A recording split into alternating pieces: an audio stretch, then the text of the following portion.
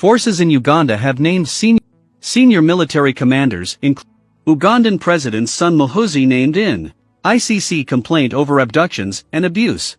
Muhoozi Kainerugaba leads Special Forces Command, an elite military unit blamed for widespread abuses. Lawyers acting for the victims of a wave of abductions and torture by security forces in Uganda have named senior military commanders, including the president's son, in a complaint to the International Criminal Court. Prosecutors at the ICC are already reviewing an earlier submission from the opposition politician Robert Kyagulanyi, the former reggae singer known as Bobby Wine, describing widespread human rights abuses before presidential polls held in January. President Yoweri Museveni claimed victory in the vote, which was marred by allegations of fraud and the death of at least 50 people during protests. Most were shot by security forces. Kyagulanyi's National Unity Platform Party has listed more than 600 members and activists said to have been detained.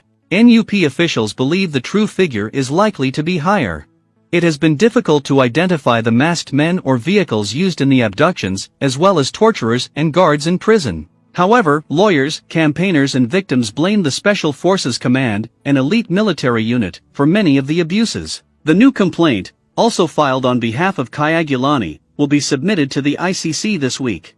The SFC is commanded by Museveni's son 47-year-old son Lt Gen Muhoozi Kainerugaba, who is named in the complaint along with several senior officers. In Uganda today, the civil function is subverted in favor of the military that patrols all towns and cities, the complaint alleges. The military maintains power of arrest over civilians who are held on vague and indeterminate charges. The complaint describes hundreds of abductions. Some detainees have had their joints or genitals beaten with wires, have been burned with cigarettes, or had fingernails torn out. At least one detainee has been confirmed as having died in custody, although the death toll is thought to be much higher. Many of those abducted have suffered significant and potentially lasting physical and psychological harm. Ugandan military spokespeople have repeatedly denied responsibility for any abuses, and Museveni in a national address in February dismissed allegations that his forces had illegally detained civilians, saying the army was a disciplined force, and that his party does not kill its opponents.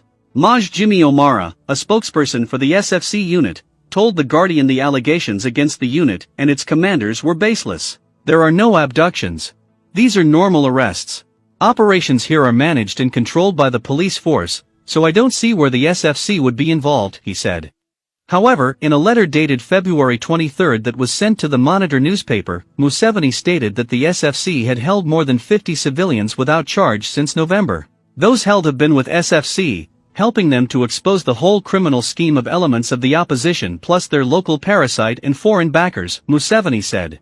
The 76-year-old authoritarian ruler, who has been in power since 1986, also acknowledged that he had reinforced security ahead of the elections by deploying special forces who killed a few people he described as terrorists.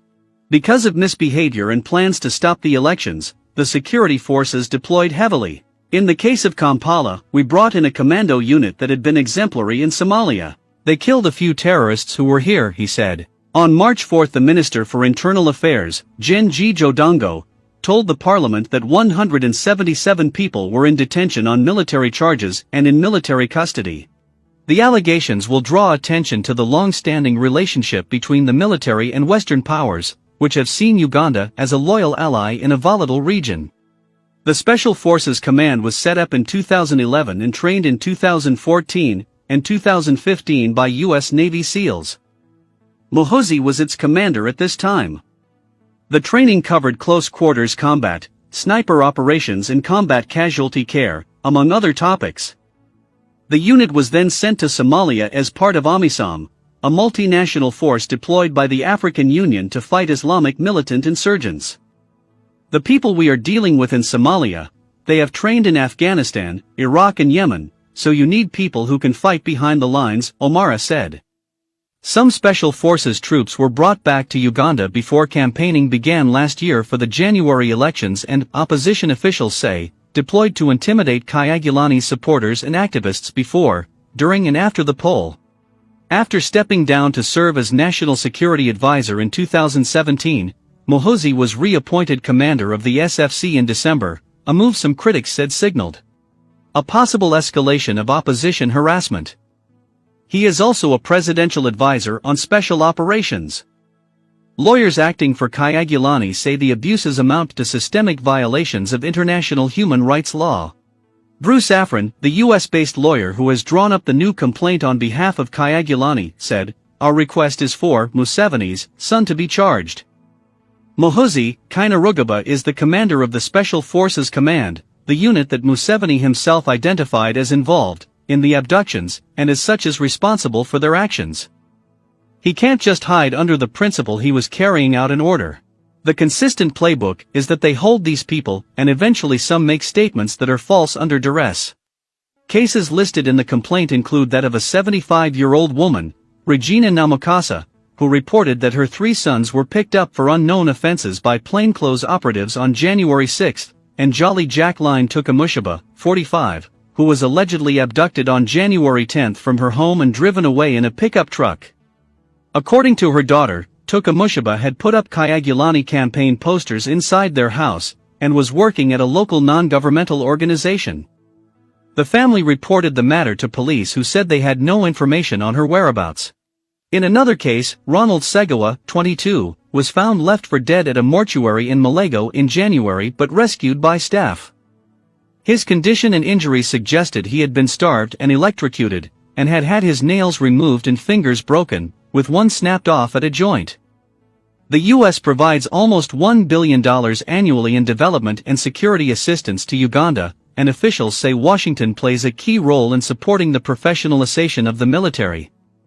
In 2018, U.S. officials said the U.S. Embassy in Kampala had not worked with the SFC since early 2016 because of human rights concerns. This month, the Secretary of State, Antony Blinken, announced that visa restrictions would be imposed on those responsible for recent human rights abuses.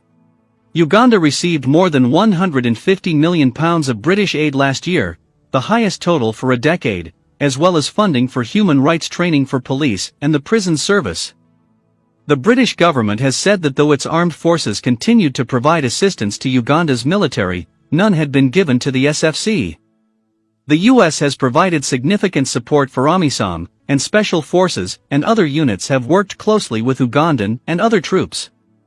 The Ugandans provide the largest contingent in the multinational force, with 6,000 troops stationed in Somalia.